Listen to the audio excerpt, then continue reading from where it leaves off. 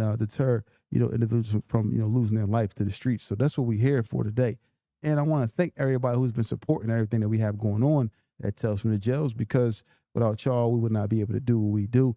We do have another live event scheduled for October. It will be another sold out event. We'll be, we'll listen to tickets very, very soon for this October event as well. So yeah, let's get to this, man. So I wanted to start off the day, man. Shout out to Tevin Farmer, man. Guy that I'm getting real acquainted with, man. And he said something, and if a lot of you guys, man, that don't know, Tevin Farmer is a boxer out of Philadelphia, right? Correct, yes. And he said something that was profound to me in one of his videos, man, one of his reels. And I'm going to play it over the phone. You'll just hear his voice, and what he got to say is about 2 minutes and 30 seconds. And this right here is the start to even a law-abiding citizen life or a life of crime. And when I say this, the start meaning you have the choice. You have the choice. I want y'all to listen to these man's words clearly and hear what he has to say. I'm going to play it for you with the phone where y'all can hear it. Let me turn it up. People probably see me like, yo, I want to be where he at. But it took me a very long time to really Yeah, you can't play that. Why? Music. Some people started making money at 21, Can't play it. 18, 22. It's not music. It's Yeah, it is. It really. Yeah, but then certain things they'll block it on YouTube. But the message probably, do you know what the message was that Tev was trying to play? The message was, What was it about? I don't know. I gotta go back and look at it again. Yeah, but shout out to Tevin Farmer, whatever you got going. But certain things are when we on the platform, they'll block certain things, and they'll block you from being paid for your video if you have like certain music that you don't own and things of that nature. So everybody on YouTube they know that. So with pauses, we can't play. I thought it was just like something that he was just playing verbatim. Yeah, he was just talking, but it was a melody in the back. It wasn't no rap or nothing. It was just a music. Yeah, so they'll block it. But so yeah, y'all, we had some great guests this week, man, and I know a lot of y'all was kind of tuned into a lot of the guests we had this week. We had just released the Freeway episode yesterday, and it was a real powerful episode from Freeway. We had a lot of good guests as well. Tech Say Go came through and shared the actual set with us, man, and spoke about his experiences in jail. But like I said, everybody who's been to prison, they have they have the post traumatic stress syndrome, and a lot of people are trying to figure it out, man. And some people just take longer than others. But it's up to the individuals. I had the family members, the friends, people out here who are supporting these individuals to come home and sometimes be patient, with helping people get to a certain point. But ultimately, those who come home too, it's not an excuse for y'all to come home and use that as an excuse to why you can't succeed or why you can't try. You know what I mean? We all been tested with certain things in life. Not saying that some are worse than others, but if you have been to jail, that doesn't mean that's the end all be all. Doesn't mean that you are that far behind the eight ball, whereas you can't catch up, because you can. We see stories like Wallow, stories like different individuals who came home from jail. Tech Sego, Raheem, he's doing his thing. You have a lot of people who come home who are trying to figure it out. But at the end of the day, like I said, do not, if you have spent time in jail, do not come home and think that you're too far behind the eight ball ways that you can't catch up. That's just my opinion. How you feel about that, yo? Same thing. I mean, don't fall behind it, man. Do what you got to do. Stay out of jail. Yeah. Why do you think that people that come home from jail, right? Sometimes they can get, just they to get stagnant. Why is that? They run out of patience. Motherfuckers say fuck sitting around seeing it through. That's the problem with me. I only can talk about me, but I think another person will go through that. But your patience gets short. Patience get real short, man. When you're trying to do right, it take long. Take real long. Yeah. Shout out to Doc. Shout out to everybody that's in the chat. Dark Skin Beauty, James the Flames. Who else is in there? Lean Active is in the queue, is in the chat. But when we sit back and look at a lot of the, I would speak about the females that come up here on the set, and the females speak about their experiences of spending time behind a wall.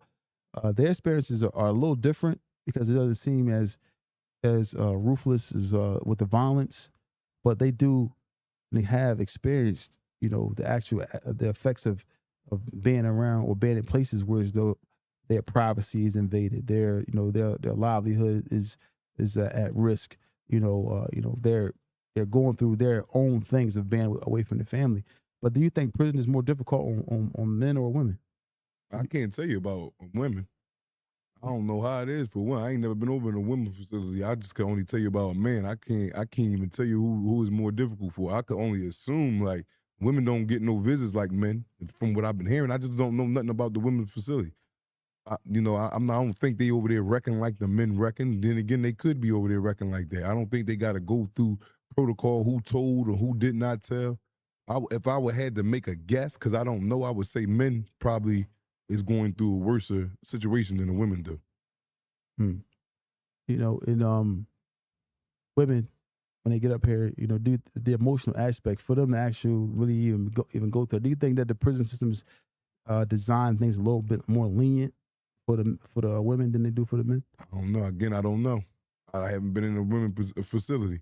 I haven't even, we have sit up here with women that, tell us stories or whatever, but their stories sound just like the men's stories, except for the violence. They lock in like we do. They got to go to commissary like we do. They get time. They doing their time. I would assume it's the same except for the violence. I assume. Mm-hmm. And a lot of times, like like I just to speak about the women in these facilities and things that they have going on. It's like the people forget about the women faster than they forget about the men. Yeah, that's what I've been hearing. I haven't witnessed that per se. I don't know if you have or not, but I haven't. I don't know nobody, a woman that I know personally that went to jail. So these are people that I'm just meeting and hearing the stories about. But it'll come to you different from a person that you know.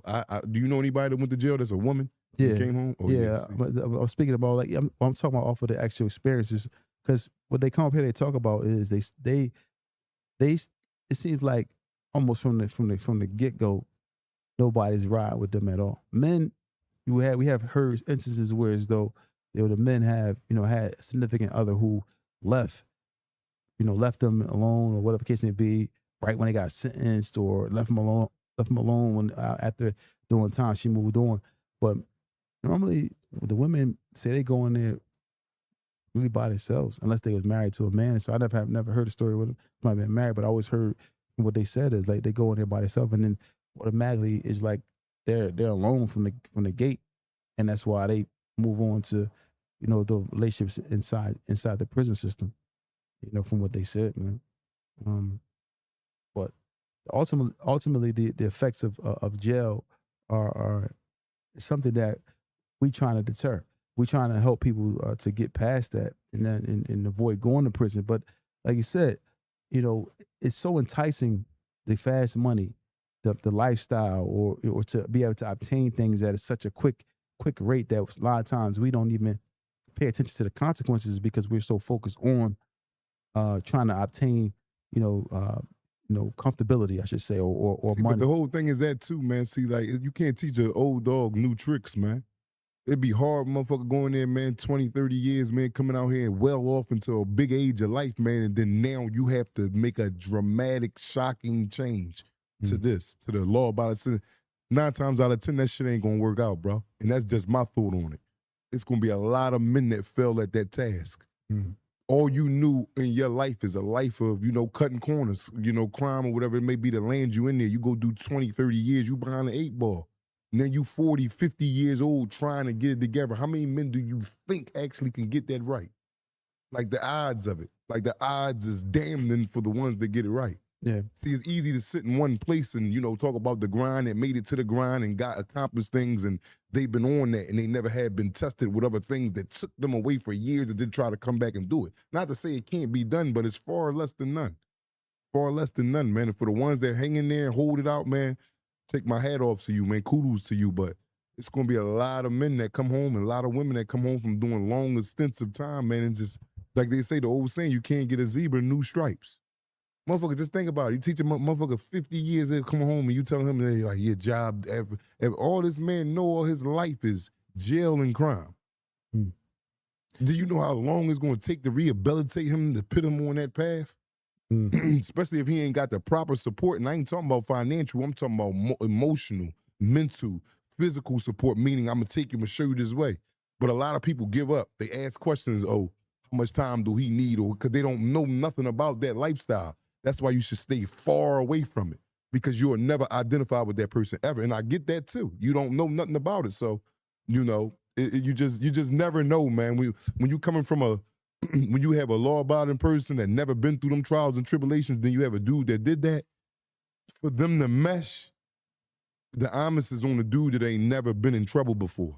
If he can't maintain that, he feels as though there is a cutoff extension to where as though a limit of helping this person, then he might as well not even get into it, because there is no timetable on when this man or woman gonna get right. You got to think, if you're being realistic to yourself, motherfucker just been out here 20, 30 years committing crime. Get caught. 30 years in jail. 25 years in jail. 50-something when they come home. Mid to end of 50s. Even the early 40s or end of 40s. How much time do you think that motherfucker is going to need to get on the other side of the fence? I think that for me, I mean, I haven't, but I've seen a lot of people like that went to jail and came home. And I've seen some that came home and hit the ground running. And I've seen some that came home and took more time than others to kind of, you know, get on their feet. My observation from what I've seen from those individuals that I've seen get on their feet into those that are stagnant, I think it's work ethic. I think that is work ethic. I think that is preparation before you get out. I think it's preparation when you do get out. I think that those people who prioritize themselves first, like we have friends, close friends, and that came home, hit the ground, got out here, tried to figure it out. But we have what I see from them, the ones that are trying to do something different. They're just putting themselves first and prioritizing, you know, learn as much as they can about stuff. And then also ultimately, like you said, it starts really for people, individuals. I think that it starts for when they inside the jail, starting to prepare themselves to get out here and be able to. That's where it's supposed to start at. But for the one in jail, he don't know where he's going home to. You can apply yourself, take all the classes and all that. That shit don't mean nothing. All that shit that you put yourself through, and that shit ain't nothing of what you ready to go into. Why you say that? I just sat there and did it. I sat there and did it. I'm talking to you from truth, not from what I think or what I heard or what somebody called home and told me. Bro, you can equip yourself for so much shit, man. You doing 20, 30 years in the penitentiary, man. You can equip yourself for all this, and when you get out here, you like thrown in a cold ocean. It ain't nothing that what you thought you was equipped. Like I told you, they don't give you the proper stuff to train yourself how to fill out an application nowadays, and how everything is digital, and you ain't doing nothing manually on the paper no more. They ain't giving you the proper education to do things. How long does it take you to learn how to fill an application on the computer? Well, I'm just saying, it don't take you long at all once you apply yourself to do it, but it's a lot of people that got short attention spans. What you think the ADHD is? That's real. If a motherfucker don't get on there and can't figure it out, he'll be done with it. Because he got a short attention span. But I got that. It's a lot of people that got that. But they do have. But people don't do shit like how you do it. So I don't want you to be like, yeah, I accomplished this and I did this, so everybody should be able to find this. Frustrated, man. No, I'm not getting frustrated. It's just a personal topic for me because I go through that. So it's not a frustration, it's passion. Okay. It's not frustration, it's passion. It's passion because nobody know. You can't downplay me. No, I'm not downplaying you. And in my views, I'm not downplaying you. We do. No, I'm not downplaying you. I'm telling you, a person can't see. I didn't downplay you. I said a person can't see that. If they never been through it, they expect and assume that a person should get it right like that. Nah. A person should be trying to get it right and do that. But this is a real live topic, bro. Yeah. It's a lot of men, way more men that failed and succeed that come home from doing a lot of time, man. But way more men. But I mean, you might be right. But when you sit back and look at this, why you think the recidivation rate is so high, bro? Every 10 men they let out of jail, 9 of them come back. That's crazy. Every 10 men they let out of jail, 9 will return. Yeah, but that's a crazy. And you think a lot of them didn't try? You know how many dudes I was in RDET with and all that, and see them dudes actually applying, they getting little joints, but shit ain't working out. Now, but granted, the tool that a convict needs, his most valuable tool to him is not a gun, not a sword, not a pen, not a car, not a house. His most valuable tool that a person with a lot of time he's going to need is patience. He ain't got none of that. There's no way in the world he's going to say it's absolute 0%. He survives out in society without returning to jail, getting killed. There's no way in the world. Yeah, patience. Patience is your biggest weapon coming home from jail. Ain't nothing gonna come overnight. Motherfucker used to running up in banks. That should take what, 30 seconds? Come out of there with a couple 100,000 or whatever you came out with. Selling coke, that take a couple seconds. You just sitting there and not do that. It ain't hard, like you said. It ain't hard to sell coke. All you gotta do is have some good grade of shit, and then you're out there and you're doing it. It's all a person know. But the thing I want to say is, because we can sit back and look and say about a convict, right, who's been in jail for 20 years, and say like, all right, well, he got to come home and figure it out, which is absolutely positively true. There are some things he has to figure out, but I think that from what I think, and I'm not knocking what you say, from what I think and from what I observe the fact that if a person really, really wants something and really, really, really goes after it, like it's like if it gives like 1,000% and really wants something, like I want to learn how to fly application, I want to learn how to figure out how to go on job interviews, I want to and do that and block out. Sometimes it can be bad company, hanging in the wrong places, idle time. If you get disciplined in doing things that are all right, because even people on the streets who even went to jail gotta learn discipline. The most important thing in life, anything that you're doing, is discipline. If you're disciplined and focus on what you want to do for you and what you gotta do, like forget everything, everybody else, forget the friendships, and right now we still cool, we still friends, but I gotta focus on what I gotta focus on because I gotta make sure that I'm cool. I think that when people take that mentality, because I had to do that on the streets, I had to take that mentality and say I gotta focus on me and get me right and figure out things for me. That way I can help everybody else. If you do that, a person focuses on that themselves and comes out every day with a plan. All right, I'm gonna do this. I'm gonna write this down. Tomorrow I'm gonna tackle this task.